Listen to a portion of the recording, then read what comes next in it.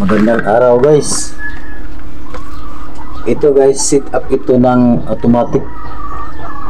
Ito. Dalawang breaker, isang daily power on relay. Ito ang load. Pag ito mayroong supply, ipasok niya dito sa load. Pag meron tayong normal sa supply, umiilaw ito. Mayroon itong indicator dito, power on, power up. Yung isa power, yung isa power up.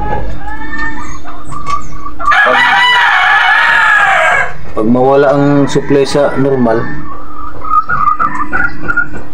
ito naman ang pumapasok dito sa power on relay. Okay.